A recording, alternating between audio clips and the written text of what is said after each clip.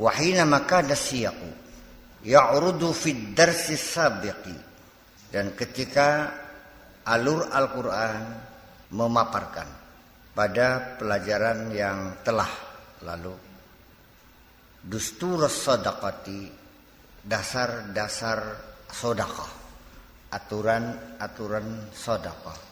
Kana yu'ridu qa'idatan min qawaidin nizamil ijtima'i wal iqtisadi, adalah memaparkan fondasi, dasar sistem sosial wal iqtisadi, dan sistem ekonomi, alladzi yuridullahu lil mujtama'il muslim, ya, yang diinginkan oleh Allah terhadap masyarakat muslim, ayyaquma alaihi, sebagai fondasi, sebagai dasar. Ayyaquma ingin tangadeg sopo mujtama'il muslim alaihi, ingatase dasar, artinya sebagai fondasi. Wa yuhibbu lil basyariyati an tastami'a bima fihi min rahmatin, dan diharapkan manusia mau mendengarkan di dalam aturan di situ ada terdapat kasih sayang. Fi muqabil dzalika nizamil akhar, ya, di hadapan sistem lain, allazi yaqumu 'alal asas ribawi, yang berdasarkan pada dasar ribawi, asyariri yang jahat, al-qasi yang kejam, al-laim yang terkutuk. Innahuma nizamani mutaqabilan, itu ada dua sistem yang berhadapan. An-nizamul islami wa nizamul ribawi, sistem Islam dan sistem ribawi. Wa huma la yaltaqiyani fi tasawurin, antara keduanya tidak pernah ada pertemuan, tidak pernah ada bersentuhan, tidak ada pertemuan di dalam persepsi. Wala yattafiqani fi asas, dan tidak ada kesepakatan dalam landasan. Wala yatawafaqani fi natijah, dan juga tidak akan ada keserasian dalam konklusi. Jauh berbeda antara dua sistem, baik secara persepsi jauh berbeda, secara fondasi berbeda, dan sampai pada tahapan konklusi pun hasilnya pun akan berbeda, jauh berbeda antara sedekah dengan riba. Jadi saya pikir bagaimana kalau begini, perbankan nggak ada swasta, perbankan dimiliki oleh negara. Uang bank ini diperoleh dari pajak rakyat juga dan hasil kekayaan alam, dipinjamkan kepada pengusaha-pengusaha, gitu, dengan tidak ada suku bunga, tidak ada bunga, paling-paling adanya biaya administrasi, tetapi diberikannya secara proporsional dan berdasarkan profesional. Itu yang akan memajukan negara. Ini ide ini mungkin terjadi, tetapi industri perbankan harus dihabisin dulu. Bahwa bank hanya dimiliki negara dan diberikan kepada pengusaha-pengusaha, sehingga karena ini uang pajak dari rakyat dikembalikan kepada rakyat untuk membangun negara itu. Mungkinkah itu terjadi? Saya tidak mengerti, karena mesti banyak yang dirugikan. Siap beli pakai melarat maning, jadi pengennya sugih terus. Artinya sing kira-kira barang-barang mangan kononkah barangnya. Sebab kalau hutang pribadi mah sulit terjadi. Hutang pribadi sulit terjadi. Siapa wongnya nyili hutang aja 100 juta. Engko oleh 2 tahun dibalakanlah 100 juta maning. Sing duit gigit jari bae kono. Sing nyile ya oleh untung pidang-pidang. Seperti kono. Nah makanya kan namanya bisnis tetap saling menguntungkan. Makanya konsep-konsep bisnis dalam Islam itu kan ada musyarakah, ada mudharabah, ada munasafah, ada segala macam. Itu kan teori-teori dulu yang sekarang memang akhirnya menjadi sulit dipraktekkan karena kembali kepada landasan moral bangsa itu sendiri. Ketika bangsa ini sudah tidak punya moral kejujuran, maka sulit sistem Islam itu diterapkan. Bakal beli bayar priben. Masa modal-modal kita diputer niku bedula. Waya rugi barang-barang si priben, makanya tetap logikanya orang yang punya modal tidak mau rugi. Itu kan sistem riba kan begitu. Ya kalau rugi, ya rugi yang pinjem dong, bukan saya. Saya sih kalau nggak dipinjemkan juga utuh kok. Laman duit kita beli taksi kenaka, utuh orang ini. Ya, nalikannya bangkrut, pas kita terus melu-melu nanggung bangkrut teh. Itu logika kapitalisme adalah seperti itu. So pribeng lawannya, mantak mending tem. Lah iya. Kari barang-barang untung bakal gelem. Pakai barang-barang rugi, bang, sirwe rugi kita mau rugiku. Maka orang yang punya modal inginnya selalu untung, tidak mau rugi. Yang tidak punya modal ini yang harus menanggung kerugian. Pokoknya saya nggak mau tahu untung mau rugi, yang penting saya ngasih modal, saya patok untung saya sekian. Itu ya mungkin dasar pemikiran dari pemikiran riba itu seperti itu. Jadi keadilan sosialnya itu dalam Islam sungguh betul-betul terkait dengan persoalan moral juga. Kalau orangnya sudah tidak jujur, wis langkah sing bener, istilah-istilah ringgan sing karebonggan, runang sing seru menang, ngadang lenger bae, ya bangkrut kabeh kini usaha. Maka ke depan saya kira yang perlu dibenahi bukan hanya sistem perbankannya, tapi juga kalau tidak didasari dengan perbaikan moral, sulit untuk berjalan. Dan perbaikan moral ini sulit untuk ditegakkan kecuali harus berlandaskan pada penegakan supremasi hukum yang tidak tebang pilih dan yang seadil-adilnya. Ya iya, uang utang pribadi, mancing penjara dibayar ke. Baka PT mah dipailitkan tur miskin ke. Nah itu makanya. Itu beda ce. Ya sistemnya begitu ce. Dan kita harus tahu juga bahwa mata uang dulu kan emas dicetak. Sampai kapan dia yang emas ora? Bahkan kan kertas. Ya kan begitu. Dasarnya apa kita mencetak uang? Kalau dulu kan emas. Berapa banyak emas yang Anda miliki, sebanyak itulah mata uang yang kamu cetak. Sebelum itu, ya emasnya langsung dicetak, selesai. Jadi nggak ada jaminan emas lagi, yang memang uangnya emas.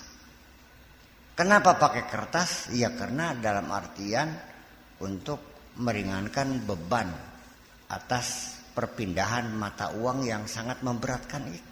Bayangkan lamun duitnya logam kabeh, kantongnya pakai bolong kabeh gini. Sampai kepada kertas jaminan sejumlah uang yang jumlahnya mungkin triliun-triliun, cukup selembar saja, namanya cek. Ini satu lonjakan kemajuan sistem ekonomi modern yang sangat fleksibel. Ya kan begitu? Tetapi di balik itu juga ada hegemoni mata uang yang menjadi satu-satunya alat tukar dunia yang namanya dolar. Rongokkan lagi. Jadi negara yang mempunyai yang mencetak dolar Amerika, karena uangnya sebagai alat tukar, setiap dia ditukar ke mata uang apa saja Amerika mendapat keuntungan. Sehingga dengan beredarnya dolar di dunia, Amerika mendapat keuntungan yang luar biasa. Berapa banyak? Diperkirakan pada karo bangsa Amerika sarapan galdina gratis dari perputaran uang saja. Makanya muncul uang dunia yang lain sebagai saingan, namanya euro. Euro sekarang lagi kelenger maning karena tertindih hutang. Dan juga punya kasus dengan negara-negara Eropa bagian timur kayak Yunani, itu inflasi. besar-besaran yang menjadi beban bagi euro juga. Ngerti beli ekonomi ya ribut bulan kan. Sampai demo besar-besaran di Yunan itu. Iya, banyak pengangguran ya. Ya itu, sistem perpajakan yang tidak adil ya, pengelola pajak yang tidak bertanggung jawab. Pilih kasih perusahaan-perusahaan besar dibebaskan dari pajak, perusahaan kecil dibebani pajak yang besar-besar. Lagi demo sekarang nilai euro. Jadi mereka merasa orang negara lainnya yang stabil ikut goncang dengan ambruknya Yunani. Yang uangnya euro kok. Tidak semudah itu mengatur ekonomi dunia. Ya kan gitu. Jadi ya daripada ngomong ekonomi yang beli paham, misalnya aja ngomong maning lah. Nun? Jadi pada Salmuni kan iya, udah serahkan saja sama Sri Mulyani, Miranda Gultom, ya Pak Budiono, ya, terserah mau diapakan ekonomi kita nih. Yang itu yang ahli aja, yang sudah dibeli paham, yang sudah masa tidak gotong-gotong pendil baik. Jadi otaknya kayak pendil tadi ya, girang keteng. Iya, jadi saya kira menurut saya mah ya mungkin dengan bahasa yang lebih moderat lah saya kira. Sistem ekonomi yang berkeadilan itu saja. Ya kan gitu. Sehingga kira-kira memberi peluang kepada semua masyarakat dengan peluang yang sama untuk maju, untuk mengembangkan usahanya, mendapatkan dana pinjaman yang lunak, kan begitu? Iya dong. Ya kayak kalau bunga di perbankan nih kira-kira setahun 4% gitu, kan mungkin banyak memberi kesempatan kepada pengusaha mendapat dana murah untuk bisa maju. Ya karena bunganya besar jadi ya mikir wong kan. Lah 13%. Ya bakal sih yang gue dagang rujak mah iya bakal dagang rujak mah. Tapi ekonomi negara kan tidak seperti dagang rujak. Bakal rujak mah modal 50.000 sore ki oli 100 skin ki. Berarti untungnya berapa? 100%. Tapi bakal sampean gawe sepatu beli mungkin ki. Setahun oli 50% ki. Iya beli. Ya iya. Ya listriknya, tukangnya, buruhnya, administrasinya, segala macam. Ya paling untungnya karyawannya. Iya. Dan tidak mungkin kita tanam modal 100 triliun satu hari dapat 2. Ya usaha apa? Makin besar skalanya keuntungan itu ya tidak semakin besar. Tidak. Paham begitu ke? Usaha apa yang untung sehari 100%? Ya usaha yang paling kecil dagang serabi. Kadir serabiku kelapa rong iji diparut. Ora. Terus beras dilepung rong kati. Terus kayunya beli tuku maning. Ya, luru pagar-pagar bodol bekah. Oh. Bayangkan modal mung 50.000. Peraga serabi ki ngitung oli 100.000 kini. Berarti untungnya 100%. Tapi nalikane sampai dagang serabinya sedina 30 trongton beli mungkin. Paham bikin? Karena yang mengedarkan juga harus tangan ke 1, ke 2, ke 3 yang semuanya harus punya keuntungan. Kayak Aqua kan, sing pabriknya ke 400 perak kan kan. Ya beli. Agenya 600. Ning tokone 7,5. Ya beli. Yang agen mana sampai tekan konsumen pira sebur kan sih. Berarti 600 ini adalah untuk tangan-tangan penghubung persoalannya. Sedangkan serabi mah langsung bainal muntij wal mustahlik, dari produsen kepada konsumen langsung tangan tangan itu yang bisa. Iya bakal dagang serabi 10 trongton mah beli bisa langsung. Ngelayanannya gak kelenger delek sih rakyat. Iya kan. Nah makanya jadi kadang-kadang dari sisi persentase yang paling besar mengambil keuntungan itu ya pedagang pengecer itu. Buku kah regane 60.000, ditolak ke 1.000 buku kah. Memang dari percetakannya dijualnya 60.000, tokonya menjualnya 100, itu aturannya 40%. Kenapa? Karena sewa rumahnya, gaji pegawainya, bayar pajaknya dan sebagainya. Jadi 40% tuh nanti potong 20% untuk pajak sebagainya, yang punya toko mendapat untung 2%. Agen kenapa mengambilnya kecil? Sekarang saya punya pupuk bokasi, pupuk kandang. Saya menjualnya kepada tangan pertama ini 900 perak per kilo. Ya kan begitu? Agen pertama. Dia menjual ke agen yang kedua 1.000 perak. Agen kedua ke agen ketiga menjualnya 1.200. Agen selanjutnya menjualnya 1.500. Jadi makin tang di sana makin jauh. Itu yang adil. Apa sebabnya? Agen pertama seperak, tapi sekabupaten. Pira untungnya kunku. Tangan kedua untungnya 200 karena per kewadanaan. Tangan ketiga ambil 300 karena per kecamatan. Nah, ketika kepada retail, kepada pengecer, ya dia ngambilnya 400. Kenapa? Ya mungsa desa. Paham bikin ki. Majeng kalau beli gitu ke. Jadi beli bisa sampean mah. Waduh, jual masih sing kitane 900 sudah ngederus 500. Aku teman berarti ini undak kita sing gawe. Ya lo sadurun dewek. Iya kan?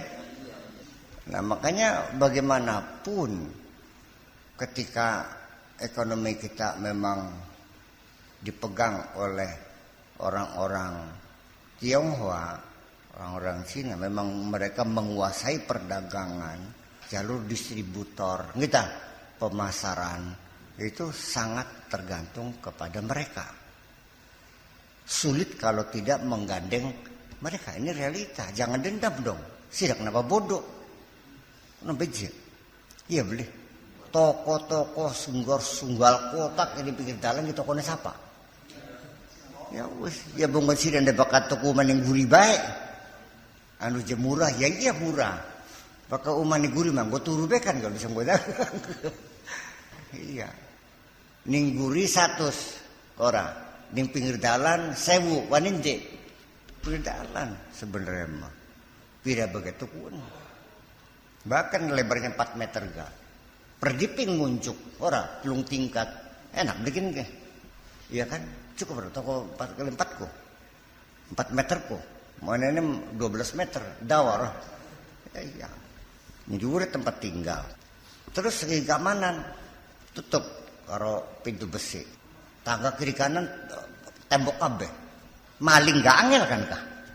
Angel beli. Nyolong ume Cina angel beli. Angel.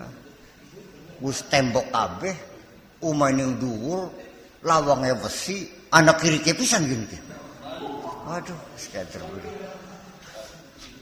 Bareng mempak kau bedula, belang bling dong ada. Sing dhuwur bisa, sing sore bisa, sing ringan bisa. Ada jendela kalau angkat tralis langka apa belum itu kan dicunggil bagi kira aku copot kan kak. Nyung kaca dipeceplokan plok karo karet kak seperti kayak peluru anak-anak tuh yang kayak neka ceplok plok nempel kah terus digoret karo pemotong kaca keret plok bunder rogo buka grendel kah bisa kak tempel ke karo karpet kacanya wes ora dikaret karet plok wes coba buka grendel apapun kaca nako paling gampang baka ukuran umaning Indonesia mangga pokowo tak buktikan kita bisa manjining sejeroning rumah dalam bentuk rumah di Indonesia ini paling gampang program ini sing jendela sing lawang sing gunggungan pak iya kan ya iya bulannya kan bakal tempat-tempat berangkas tempatnya duitku biar dicorok apa sor dhuwur iya beli beton kabeh bisa main kalau kudu gawa bulldozer ya iya jong kader rumah sing gendang disopot gendenge karena nyelodor sing reng bisa. Apa maning usuke jarang-jarang ya nah boleh mah sesep. Padahal pian apa? GRS ya karena digejog ga bodoh kan ka. Iya, karena zaman bengen manggasir bengen mah ngeduk ka. Ngeduk mah. Ya goblok ngeduk mah. Enak sing dhuwur. Tuli langkah suara ndu rumah. Unsur mau ngeduk ana guna duk. Bulan ga maling zaman bengen manggasir sedurunge mancing ke. Belukang dingin dicet endase belukangnya ka. Tongolaken, jrok dibasok. Belukang bikin ke. Malinge Melayu. Bakal tongolaken jero langkah sing gebuk ya wis berarti mancing. Gawe das-dasan ka. Tuan rumah kan enggak ada korgolok beli. Bengen ya seperti itulah. Nah, bakakin mah sing aran nyolong duit ki beli perlu gasir, beli perlu apa gampang. Kare oret-oret betul. Kesedot kabeh duit mah. Iya. Iya. Sebisa nyolong ya bertanggung-tanggung triliun. Yang nyolong zaman kin mah beli kudu gawa 200 truk. Ya katen ngetruk. Yang kotor selembar aja. Kare pecet kena tet manyem langsung duit melarat mana kabeh duitnya kok. Iya beli no. Itu.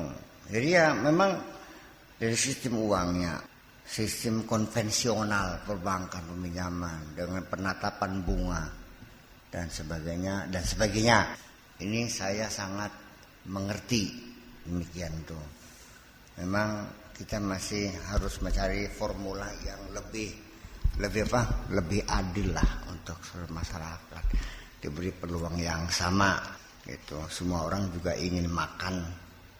Akan tetapi saya tetap juga mengatakan tidak mungkin kalau suatu masyarakat di Indonesia orang kaya semua langkah sing melarateke ya belum mungkin. Ning Inggris bae sing disebut negara makmur ternyata akeh sing pada nganggur. Ning daerah Tottenham kah? Udah dibakar kan bocah sing pada pengen kerja langkah kerjaan kan. Jadi ya ternyata bagian Inggris kah masih ana bawa melarat kujon. Sing tekang beli mangan ku masih ana. Paham lho pokok. Nah, menurut perkiraan Islam masyarakat yang tidak terakomodir, masyarakat yang tersingkirkan, yang tidak kebagian rezeki, sing melarat bisa nggih diperkirakan 2,5%. Itu selalu ada. Ya mungkin karena gobloge beli bisa apa-apa, nyetrika beli bisa, jahit beli bisa, ngecat beli bisa. Artinya tenaga-tenaga yang tidak mempunyai keterampilan apapun. Jadi bujang ning arep kah nyetrika sutra deke majikan geseng sutra iki tampak ya beli. Ya iya, kongkon jukut sendok olehnya piring. Sangat menjengkelkan. Memang anaknya blow on banget. Bakal bocah terengginas bayar tinggal gedinggo dia emang. Parang maya. Memang ada sebab. Ya bagaimanapun namanya juga manusia majikan dalam bujangnya sholat kusan war. Oh kasih pelewat. Bahkan yang kana bakal godok kopi ku samulak kayak gitu. Bruk kopi ku mulak. Suwe mulak itu. Iya, asat tambah banyuman yang kono kah sampai samunduk ke. Ning Libya aku mau kono. Godok tek ya.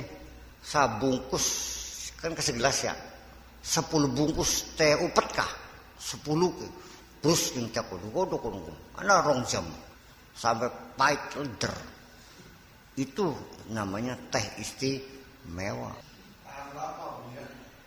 Waduh, minum secangkir blenger sih. Iya. Terus tekwek ditaruh ning wangwa.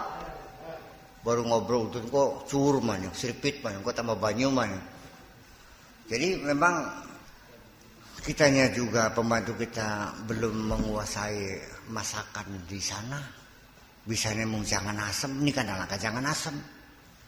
Nyung kita we bakal masakan ikan apa yang bertambah dingin, masakan ikan.